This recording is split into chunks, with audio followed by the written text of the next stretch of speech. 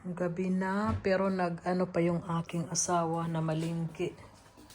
So, ayan, pinamalingki niya. Tignan natin. So, late na mag-ano yung aking asawa, malingki. So, share ko sa inyo yung mga pinamalingki niya. Una, mayroon siyang binili sa akin na tulips. Dahil gusto ko yung tulips talaga. Kaya, ayan. Tuwing namamalingki siya, once a week kami namamalingki. Meron ako laging mga bulaklak. Ayan. Paborito ko. So, tingnan natin kung anong inan niya. May grapes, may... Ano ba ito? Anong tawag dito?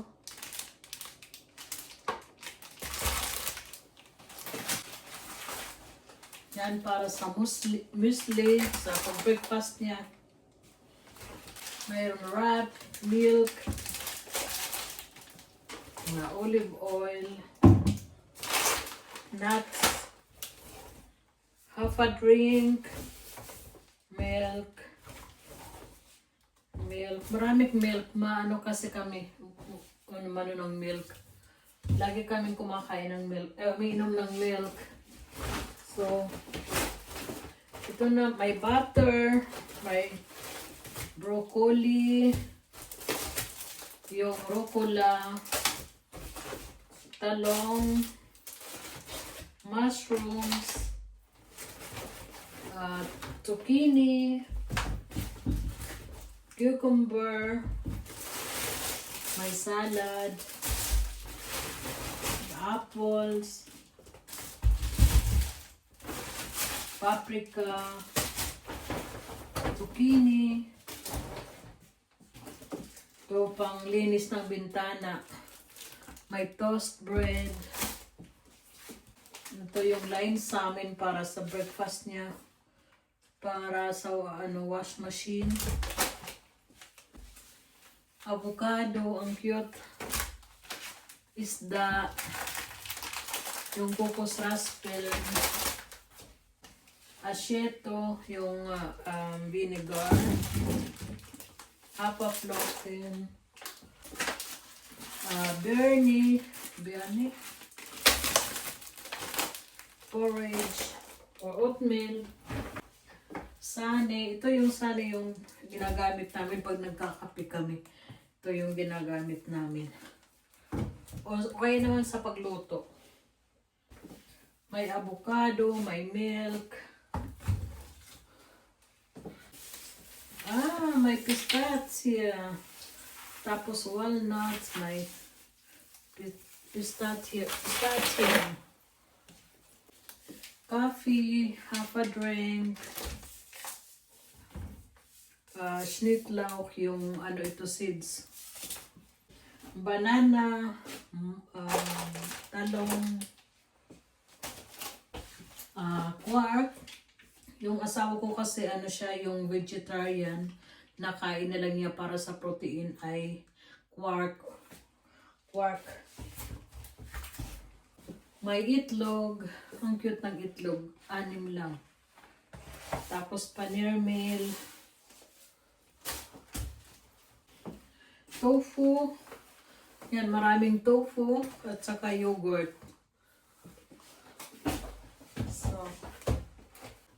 So yan po mga sangka yung napamili ng aking asawa. Ang dami pala. Yan, para ang konsumo namin ito ng 1 week. Pero hindi naman namin kadalasan nauubos. Kaya naman nito, hindi naman yan. Lagi kami nabili. So yan lang po mga sangkay. Wala kayong nakita na karne. Hindi ako nagpabili ng karne. At bihira na lang din ako nakain ng karne. Mga gulay lang yung kinakain namin. So yan lang po mga sangkay. At anuhin ko muna ito. Ayusin ko muna at nagkalat.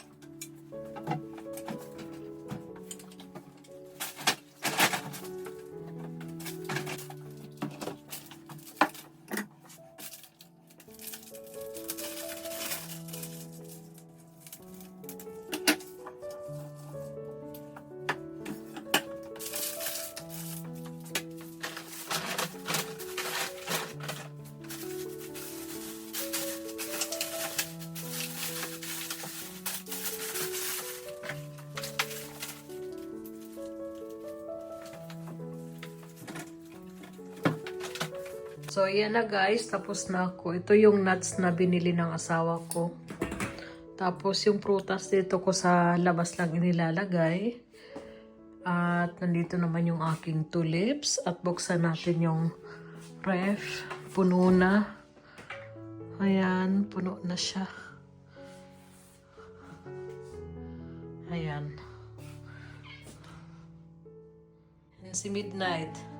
Yan, ilalagay ko pa yan sa sa basement. Doon na ko inilalagay yung aking mga reserva para kasi marami na dito sa loob. Ay, dito sa kusina. So, inilalagay ko yan sa basement. Tapos, yan, ilalagay ko naman sa sasakyan.